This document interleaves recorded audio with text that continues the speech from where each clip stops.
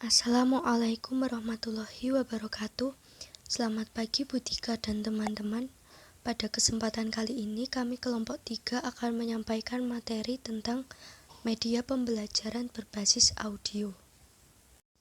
Adapun anggota dari kelompok 3 yaitu Umatul Khairiyah dengan NIM 20108241011, kemudian Tirza Winalda dengan NIM 20108241036, kemudian Anissa Kusuma Wardani dengan NIM 20108241063, kemudian Isabella dengan NIM 20108241069, kemudian Sheila Safira Said dengan NIM 20108241084, kemudian Halizah Rahmawati dengan NIM 20108241130, kemudian Estin Ardiningrum dengan NIM 20108244114.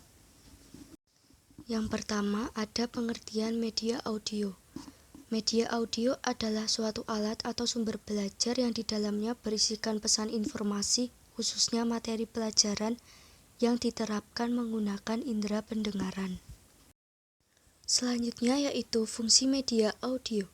Fungsi media audio menurut Arsyad, beliau mengutip pendapat Sujana dan Rifai, fungsi media audio adalah untuk melatih segala kegiatan pengembangan keterampilan, terutama yang berhubungan dengan aspek-aspek keterampilan pendengaran. Fungsi lain dari media audio adalah sebagai alat bantu bagi para pendidik. Karena sifatnya hanya sekedar membantu, maka dalam pemanfaatannya memerlukan bantuan metode atau media lain, sehingga pengalaman dan pengetahuan siap dimiliki oleh pendengar yang akan membantu keberhasilan. Hal yang dapat dicapai dengan media audio ialah berupa: yang pertama, pemusatan perhatian dan mempertahankan perhatian; yang kedua, mengikuti pengarahan; yang ketiga, melatih daya analisis; yang keempat, menentukan arti dan konteks; yang kelima, memilih informasi dan gagasan; yang keenam, merangkum, mengingat kembali dan menggali informasi. Selanjutnya, manfaat media audio menurut Nana Sujana dan Ahmad Rifai 2005 nomor 129, pemanfaatan bahan ajar audio dalam kegiatan pembelajaran terutama digunakan dalam yang A. Pengajaran musik literasi atau pembacaan sajak dan kegiatan dokumentasi. B. Pengajaran bahasa asing, baik secara audio maupun audio visual. Yang C. Pengajaran melalui radio atau radio pendidikan. Yang D. Paket-paket belajar untuk berbagai jenis materi yang memungkinkan peserta didik dapat melatih daya tafsirnya dalam suatu bidang studi. Kemudian jenis-jenis media audio. Jenis-jenis media audio yang pertama adalah fonograf atau gramafon. Alat ini mampu merekam berbagai macam suara, sehingga alat ini cocok untuk pelajaran musik, drama, musikalisasi puisi, dongeng, dan cerita. Kelebihan dari fonograf atau gramafon sendiri yang pertama adalah piringan hitamnya tidak mudah rusak.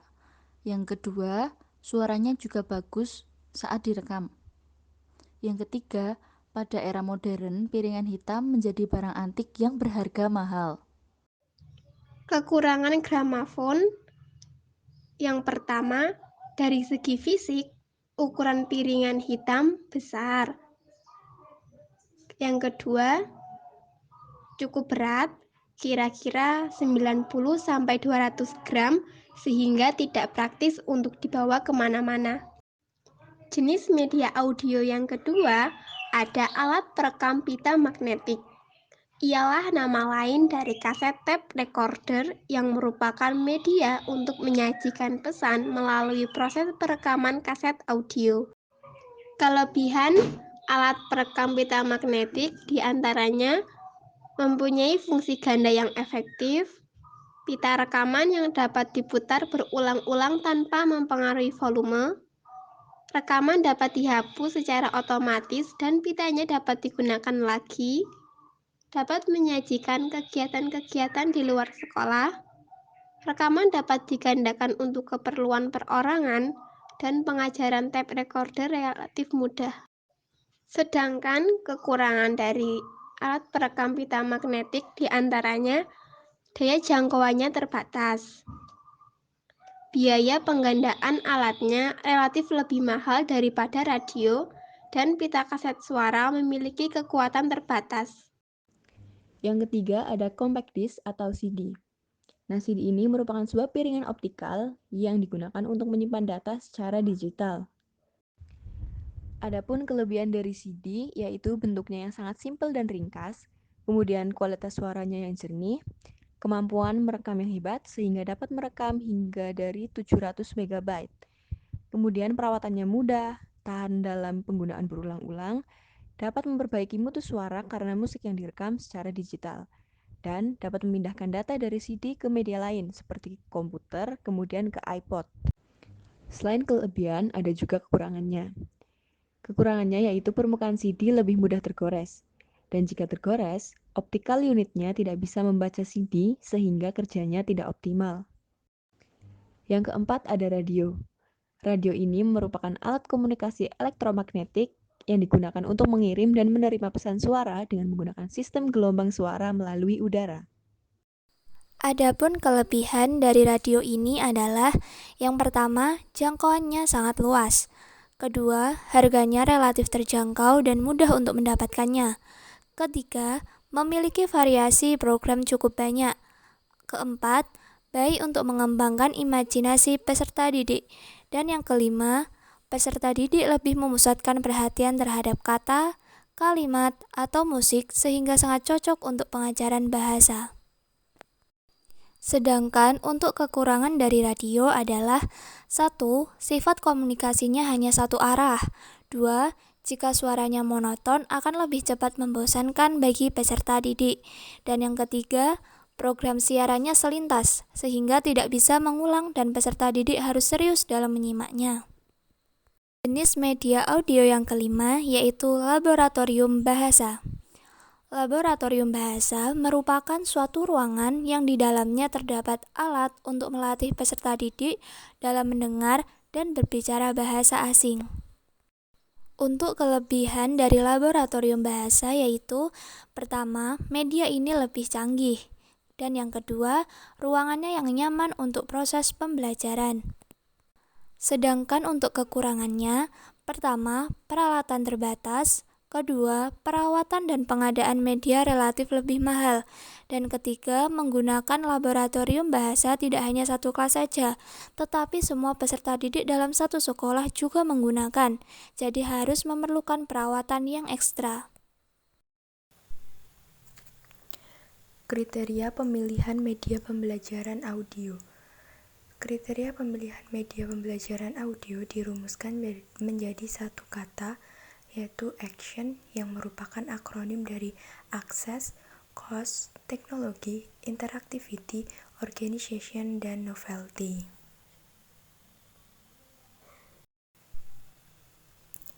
Pengembangan media audio. Yang pertama, media rekaman.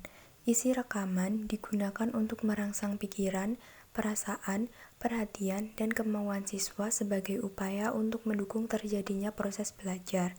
Pada era sekarang, bisa disebut podcast, di mana audio yang sudah direkam bisa disebarluaskan melalui berbagai media yang tersedia, misalnya YouTube dan Spotify. Yang kedua, media radio. Pendidikan melalui radio harus merupakan bagian dari suatu kebulatan sistem penyajian. Langkah-langkah pembelajaran media audio. Yang pertama, persiapan, yaitu menyiapkan mental peserta didik agar dapat berperan serta secara aktif. Kedua, pastikan bahwa peralatan yang akan digunakan berfungsi dengan baik. Ketiga, pastikan bahwa topik yang akan dibahas tersedia kasetnya atau CD atau MP3 atau flash dan usahakan pendidik telah mempreviewnya. Keempat, pastikan bahwa di ruangan tempat kegiatan pembelajaran tersedia power listrik. Kelima, ruangan hendaknya disiapkan sedemikian rupa sehingga siswa dapat merasa nyaman. Yang keenam, jika membutuhkan lembar kerja siswa, usahakan sudah tersedia dan jumlahnya mencukupi. Kedua, pelaksanaan. Yang pertama, Usahakan posisi penyimpanan file sudah berada di tempat pemutarnya. 2. Usahakan peserta didik sudah berada di tempat kegiatan pembelajaran setidaknya 15 menit sebelum kegiatan pembelajaran dimulai. 3. Jelaskan kepada peserta didik tentang jenis mata pelajaran, topik yang akan dibahas, dan tujuan pembelajaran yang ingin dicapai. Keempat, mintalah peserta didik untuk memperhatikan baik-baik materi pembelajaran yang akan disampaikan dan mencatat bagian-bagian yang dianggap penting. Kelima, putarkan program. Keenam, usahakan suasana tetap tenang atau kondusif. Yang ketiga, tindak lanjut. Pertama, mintalah siswa untuk menyampaikan ringkasan dari materi yang telah mereka dapat dari program audio. Kedua, mintalah siswa untuk menanyakan hal yang dianggap sulit yang terkait dengan materi. Ketiga, berikan kesempatan kepada siswa lain untuk menjawab pertanyaan yang diajukan temannya. Keempat, jika pertanyaan sudah terjawab, pendidik tidak perlu memberi jawaban lagi. Pendidik hanya menjawab pertanyaan yang belum terjawab. Kelima, berikan tes untuk mengukur keberhasilan siswa dalam mengikuti pembelajaran dengan media audio. Yang keenam, jika ada tugas rumah yang harus dikerjakan, berikan sebelum meninggalkan kelas. Keuntungan dan keterbatasan penggunaan media audio dalam pembelajaran. Terdapat beberapa keuntungan dan keterbatasan penggunaan media audio dalam pembelajaran, di antaranya yaitu keuntungan. Yang pertama, tersedia di mana-mana dan mudah digunakan. Sebagian besar peserta didik telah menggunakan pemutar CD dan pemutar kaset sejak mereka masih sangat kecil, sehingga mereka tidak asing dengan media tersebut. Kedua, tidak mahal. Kaset audio tidaklah mahal. Bahkan, banyak tersedia berkas MP3 di internet yang dapat diperoleh dengan biaya murah atau bahkan secara gratis. Yang ketiga, menyediakan pesan lisan untuk meningkatkan pembelajaran. Peserta didik yang mempunyai kemampuan membaca yang terbatas bisa belajar dengan menggunakan media audio yang menyediakan pengalaman bahasa dasar. Yang keempat, ideal untuk mengajarkan bahasa asing. Sumber daya audio sangat bagus untuk mengajarkan bahasa asing karena peserta didik tidak hanya mendengarkan kata-kata yang dilafalkan oleh penutur asli, namun juga memungkinkan mereka untuk merekam pelafalan mereka sendiri sebagai pembanding. Yang kelima, bisa diulang. Pengguna bisa memutar ulang bagian dari material audio sesering yang dibutuhkan untuk memahaminya. Yang keenam, memudahkan penyiapan mata pelajaran.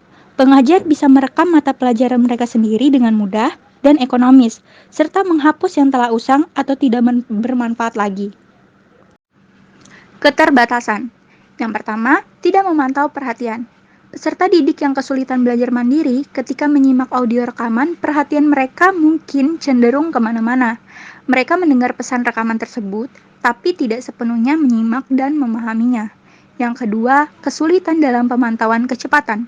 Menentukan kecepatan yang tepat untuk menyajikan informasi bisa menjadi sulit jika peserta didik memiliki tingkat perhatian dan latar belakang yang beragam. Yang ketiga, kesulitan dalam menempatkan segmen. Terkadang, susah untuk menempatkan segmen spesifik pada sebuah pemutar kaset audio. Yang keempat, berpotensi terjadi penghapusan tidak disengaja. Kaset audio bisa dihapus dengan mudah, namun bisa tanpa sengaja dihapus ketika seharusnya disimpan. Berikut ini merupakan daftar pustaka yang kami gunakan. Demikian presentasi dari kelompok kami. Apabila ada kesalahan mohon dimaafkan. Wassalamualaikum warahmatullahi wabarakatuh.